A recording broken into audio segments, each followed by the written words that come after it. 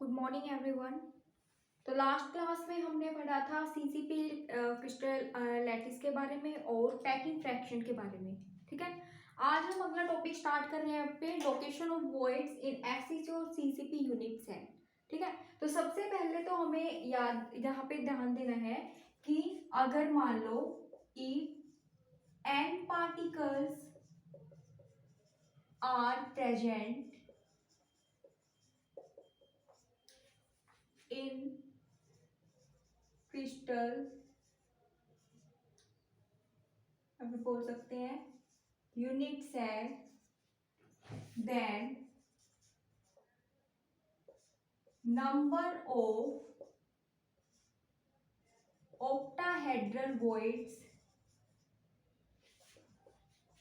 will be equal to n. ठीक है, and number of tetrahedral voids will be equal to twice the number of particles. ठीक है, अगर मान लो किसी यूनिट सेल में n number of particles present है, ठीक है, तो उसमें ऑक्टाहेड्रल वॉइड्स कितने होंगे? n के बराबर। ठीक है, और टेट्राहेड्रल वॉइड कितने होंगे? 2n के बराबर। ठीक है, मान लो अगर किसी यूनिट सेल में 4 पार्टिकल्स प्रेजेंट हैं तो उसमें ऑक्टाहेड्रल वॉइड कितने हो जाएंगे? 4, और टेट्राहेड्रल वॉइड कितने हो जाएंगे? 8 हो जाएंगे। ठीक है, तो अगर हम यहाँ पे बात कर रहे हैं एफसीसी और सीसीपी लैटिस की, तो हमने देखा था कि एफसीसी और सीसी पे नंबर ऑफ पार्टिकल्स कितने होते हैं?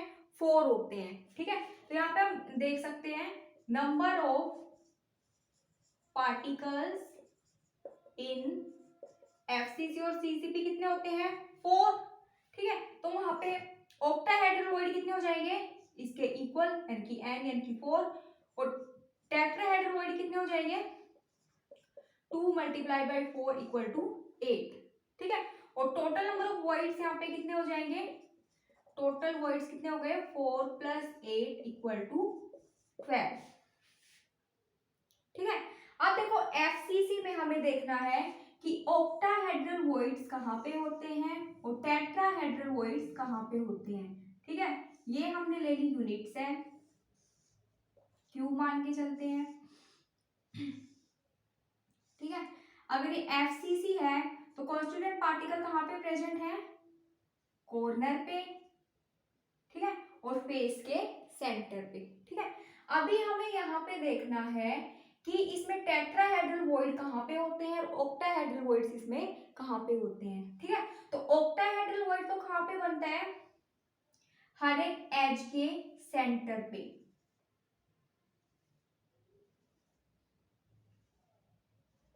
हर एक एज के सेंटर पे। एज कितने होते हैं? 12 होते हैं। ठीक है, और एक ऑक्टाहेड्रल वॉइड कहाँ पे होता है? बॉडी के सेंटर पे। ठीक है, तो अब देखो 12 तो यहाँ पे ऑक्टाहेड्रल वॉइड कहाँ पे है? एज सेंटर पे, और एज वाले का कंट्रीब्यूशन कितना होता है हमें पता है? 1/4। तो ऑक्टाहेड्रल वॉइड यहाँ पे कितने हो गए? एज सेंटर वाला 1/4 मल्टीप्लाई बाई 12 प्लस एक कहाँ पे है? बॉडी के सेंटर पे, तो कितने आ गए यहाँ पे? 4। ठीक है, तो यानी कि ऑक्टाहेड्रल वॉइड कहाँ पे है? एक तो है बॉडी सेंटर पे, ठीक है, और दूसरे कहाँ पे है? एज सेंटर पे। ठीक है, ऐसे ही जो टेट्राहेड्रल वॉइड्स होते हैं वहां वो कहाँ पे होते हैं? बॉडी, ईच बॉडी डायगोनल पे कितने होते हैं?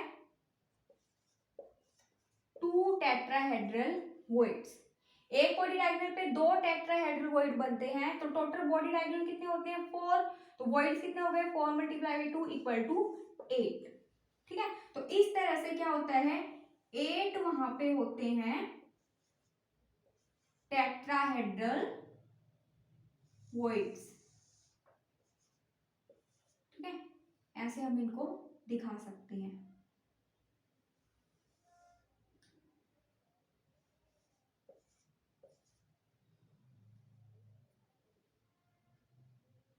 ठीक है, इस तरह से 8 क्या होते हैं? वॉइड्स होते हैं। ये कोना हो गया, ये हो गया,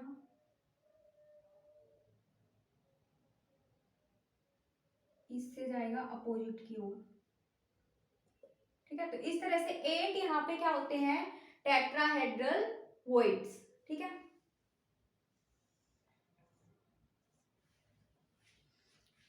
ठीक है।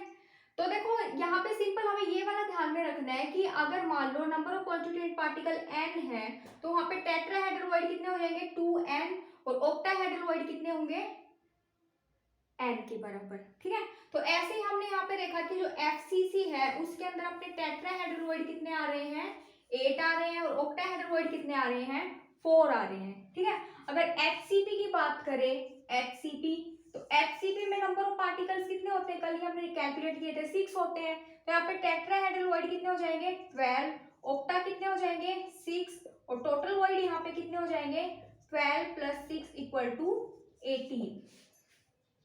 ठीक है, ऐसे ही हम किसी भी लैटिस में निकाल सकते हैं कि टोटल नंबर ऑफ वॉइड्स वहां पे कितने होंगे, ऑक्टा कितने होंगे, टेट्रा वहां पे कितने होंगे। ठीक है, अब इससे रिलेटेड देखो यहाँ पे न्यूमेरिकल्स आते हैं। तो पहला सबसे मेन अपने को ये ध्यान में रखना है कि उसमें पार्टिकल्स कितने प्रेजेंट हैं।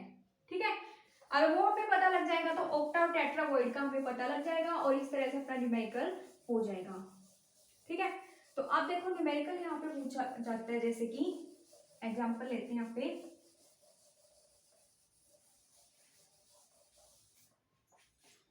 देखो कोई भी एग्जाम्पल ले लिया, atoms of element B form CCP crystal lattice and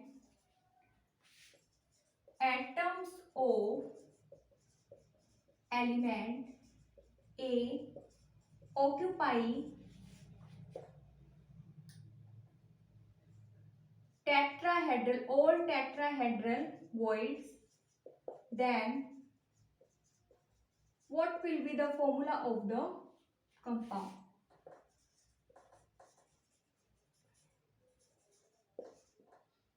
ठीक है, तो सबसे पहले तो हमें यहाँ पे देखना है, कोई न्यूमेरिकल दे दे तो सबसे पहले देखना है कि लैटिस फॉर्मेशन कौन सा एटम कर रहा है, ए कर रहा है, बी कर रहा है, कौन कर रहा है। जो भी लैटिस फॉर्मेशन कर रहा है उसको हम क्या मानेंगे एन मान के चलेंगे, अगर उसके नंबर ऑफ एटम नहीं दे रखे हैं तो।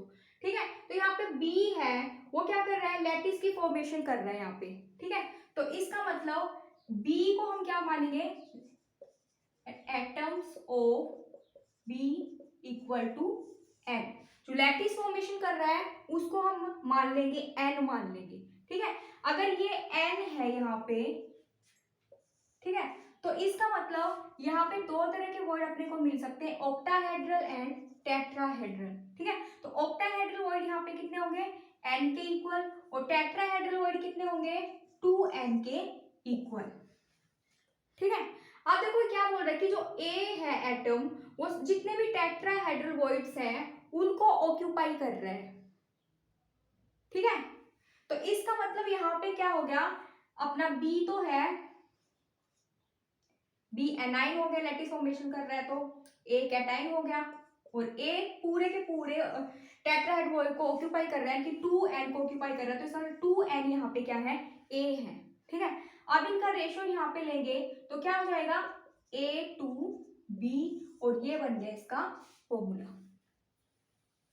ठीक है, ऐसे अगर मान लो आपने वो दे देता कि atoms of A occupy 2/3 of the tetrahedral voids. ठीक है, तो उस केस में क्या बन जाता है यहाँ पे, देखो B क्या है अपना n मान के चल रहे हैं, A क्या है इसके टेट्राहेड्रल वॉइड के 2/3 ऑक्यूपाई कर रहा है A। ठीक है, इसलिए A यहाँ पे क्या हो जाएगा 2n × 2/3, तो A यहाँ पे कितना हो जाएगा ये। ठीक है, n से n गया, और ये क्या बच गया 4/3b1। ठीक है, और यहाँ से फॉर्मूला क्या आ गया A4B3। ठीक है, तो इस तरह से क्वेश्चन अपने से पूछे जा सकते हैं। तो सबसे पहले हमें ये देखना है कि जो लैटिस फॉर्मेशन कर रहा है उसको हम n मान के चलेंगे, अगर वो कुछ नहीं दे रखा है तो। फिर हम देखेंगे उसके अंदर टेट्राहेड्रल वॉइड कितने होंगे, ऑक्टा कितने होंगे, फिर आगे क्वेश्चन को पढ़ेंगे कि क्या बोल रहा है अपने को, उसके अकॉर्डिंग हम चलते जाएंगे और अपना न्यूमेरिकल हो जाएगा सोल्व। ठीक है, इसी तरह से दूसरा क्वेश्चन करते हैं यहाँ पे,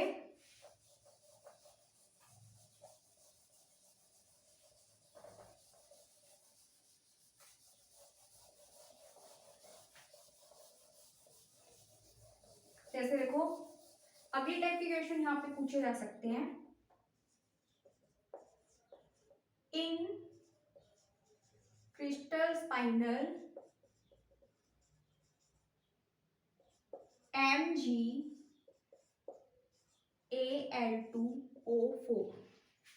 MgAl2O क्या है, कोई क्रिस्टल है, ठीक है। उसके अंदर क्या है हमें पता है, मोस्टली क्या होता है, जो एनाइन होता है वो लैटिस फॉर्मेशन करता है, ठीक है। तो यहाँ पे ऑक्साइड एनाइन है, ठीक है।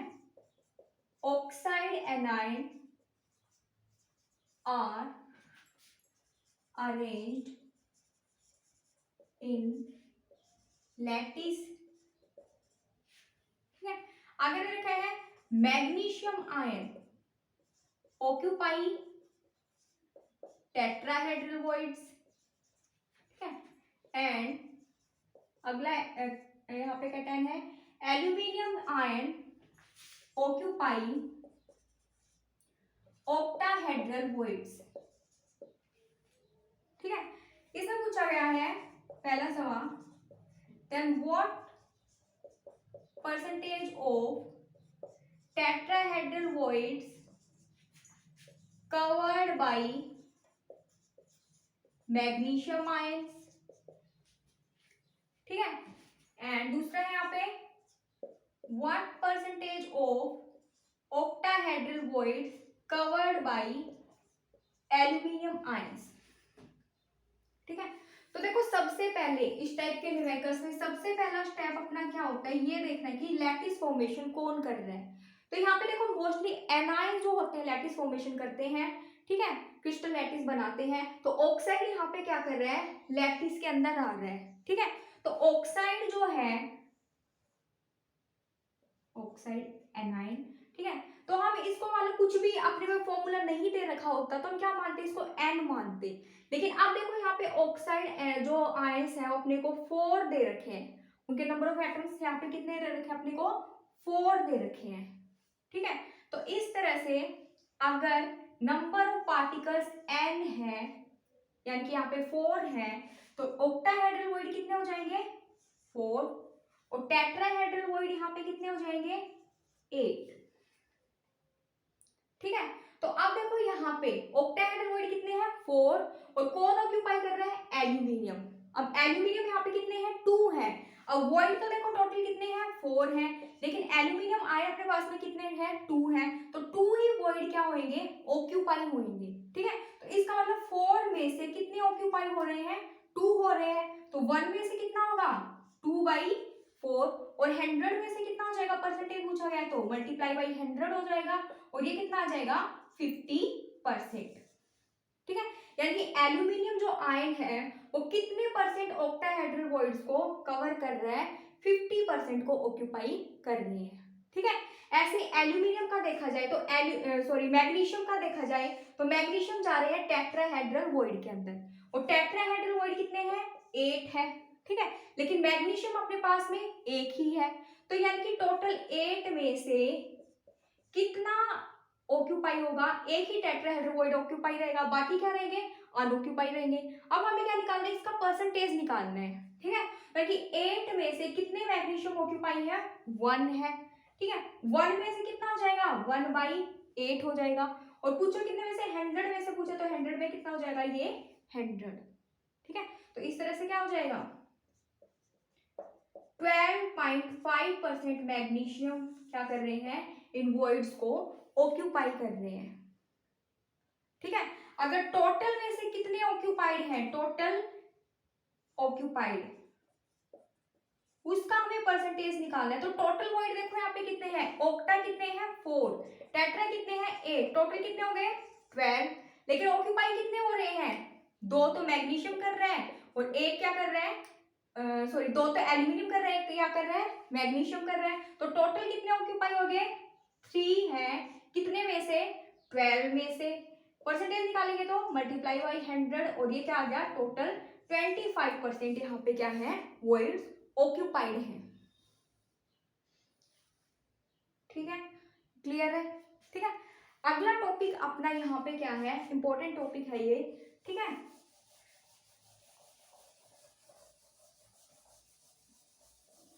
अगला टॉपिक जो है वो फॉर्मूले हम डिराइव पहले कर चुके हैं, आज मैं यहाँ पे लिख रही हूँ जो हमें रखने हैं, ध्यान में रखने हैं क्योंकि आगे वो काम आने वाली है।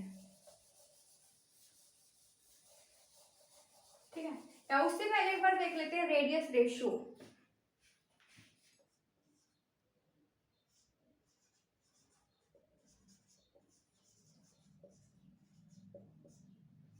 ठीक है, तो रेडियस रेशियो देखो क्या होता है, radius of cation divided by radius of anion. ठीक है, कैटायन और एनायन की रेडियस के रेशियो को ही हम क्या बोलते हैं, रेडियस रेशियो।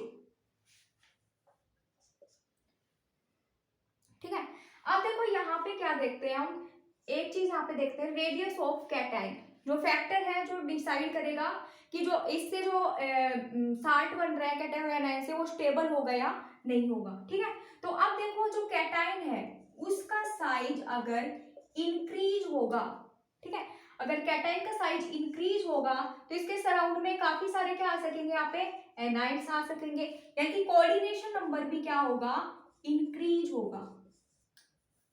ठीक है, जैसे ही साइज ऑफ कैटायन इंक्रीज होगा कोऑर्डिनेशन नंबर क्या होगा, इंक्रीज होगा। कोऑर्डिनेशन नंबर इंक्रीज होगा तो हम बोल सकते हैं कि यहाँ पे जो स्टेबिलिटी है वो भी क्या होगी, इंक्रीज होगी। ठीक है, आप बोल सकते हैं कि साइज इंक्रीज होगा तो रेडियस रेशियो भी क्या होगा, इंक्रीज होगा, कोऑर्डिनेशन नंबर इंक्रीज होगा और स्टेबिलिटी क्या होगी, इंक्रीज होगी। ठीक है, तो अब देखो हमें यहाँ पे ध्यान में रखना है कि एक टेबल है उसमें अलग अलग रेडियस रेशियो दिखाए गए हैं कि लीनियर के लिए क्या होगा, ऑक्टा के लिए क्या होगा, टेट्रा के लिए क्या, वो वाली रेंज हमें ध्यान में रखनी है, उससे रिलेटेड कई कंसेप्चुअल्स एंड न्यूमेरिकल पूछे जा सकते हैं। ठीक है, तो रेंज यहाँ पे है 0.155 से 0.225 के बीच में अगर रेडियस रेशियो आ रहा है, ठीक है, तो वॉइड जो होगा वो कौन सा होगा, ट्रायंगुलर। ट्रायंगुलर का मतलब उसका कोऑर्डिनेशन नंबर क्या है, 3 होगा। ठीक है, अगली है यहाँ पे 0.225 से 0.414, अगली 0.414 से 0.731, 0.731 से 1। ठीक है, और ये वाली रेंज है तो कैसा होगा, टेट्राहेड्रल, कोऑर्डिनेशन नंबर 4। ये है तो ऑक्टाहेड्रल, कोऑर्डिनेशन नंबर 6। ये वाली रेंज है तो क्यूबिक और कोऑर्डिनेशन नंबर 8। ठीक है, अगर 0 से 0.155 है तो उस केस में क्या होगा, लीनियर। ठीक है, तो अब देखो ये वाला, इससे रिलेटेड हमसे क्या पूछ सकता है कि आपने रेडियस ऑफ कैटायन दे देगा, रेडियस ऑफ एनायन दे देगा। ठीक है, पूछ लेगा कि बताओ कि इस वाले इसका कोऑर्डिनेशन नंबर क्या होगा, या फिर दो को कंपेयर करवा लेगा, स्टेबिलिटी किसकी ज्यादा होगी, ये अपने से पूछ सकता है। तो ये वाली रेंज इसलिए अपने को रखनी है ध्यान में। ठीक है, तो अब देखो यहाँ पे जैसे जैसे क्या हो रहा है, ये वाला रेशियो बढ़ रहा है, कोऑर्डिनेशन नंबर क्या हो रहा है, बढ़ रहा है। ठीक है, या साइज ऑफ कैटायन बढ़ेगा वैसे वैसे क्या होगा, कोऑर्डिनेशन नंबर बढ़ेगा, रेडियस रेशियो भी क्या होगा, बढ़ेगा और स्टेबिलिटी भी क्या होगी, इंक्रीज होगी। ठीक है, तो ये वाली चीज हमें रखनी है ध्यान में। ठीक है, अगला है यहाँ पे न्यूमेरिकल्स पूछे जाएंगे, इससे रिलेटेड न्यूमेरिकल्स पूछे जाते हैं।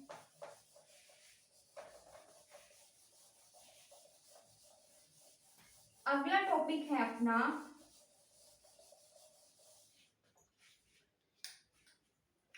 रिलेशनशिप बिटवीन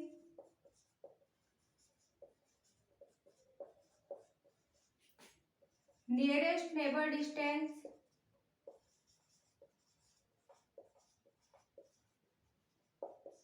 जिसको हम रिप्रेजेंट करते हैं डी से, रेडियस ऑफ स्फीयर या एटम जिसको हम रिप्रेजेंट करते हैं स्मॉल आर से, और अगला है एज लेंथ जिसको हम रिप्रेजेंट करते हैं स्मॉल ए से। ठीक है, तो ये हमने देखो देखा था 4 SCC, हम पहले निकाल चुके हैं, ए किसके इक्वल होता है, 2R के इक्वल। ठीक है, और यहाँ पे देखो ये नियरेस्ट नेबर डिस्टेंस क्या होती है, हमने ये मान के चल रहे कि दो जो स्फीयर्स हैं, दो एटम्स एक दूसरे को टच कर रहे हैं, तो उसके दोनों के सेंटर के बीच की जो डिस्टेंस होगी इसको हम क्या बोलेंगे, डी। अब देखो डी यहाँ से किसके इक्वल है, ये आर यानी कि आर प्लस आर, 2r के इक्वल। ठीक है, यहाँ बोल सकते हैं ए किसके equal, A equal to 2r, और 2r किसके इक्वल है यहाँ पे, डी के इक्वल। ठीक है, ऐसे ही एफसीसी के लिए हमने बात की थी, √2a किसके इक्वल था, 4r के बराबर। ठीक है, 4r को क्या लिख सकते हैं, 2r। अब 2r अपने किसके इक्वल होते हैं, d के इक्वल, तो क्या लिख सकते हैं इसको, 2d। ठीक है, ऐसे ही बीसीसी के लिए हमने देखा था, √3a किसके इक्वल होता है, 4r के इक्वल, या 4r को हम क्या लिख सकते हैं, 2d के इक्वल। ठीक है, तो ये वाली रिलेशन हमें ध्यान में रखने, इससे रिलेटेड न्यूमेरिकल्स पूछे जा सकते हैं सीधे सीधे। ठीक है, या फिर जो डेंसिटी वाले न्यूमेरिकल आगे हम करेंगे उनमें भी ये वाले फॉर्मूले यूज होंगे, इसलिए जो बेसिक फॉर्मूले हैं ये हमें रखने हैं ध्यान में। ठीक है, अगला टॉपिक करेंगे हम अगली क्लास में। ठीक है, थैंक यू।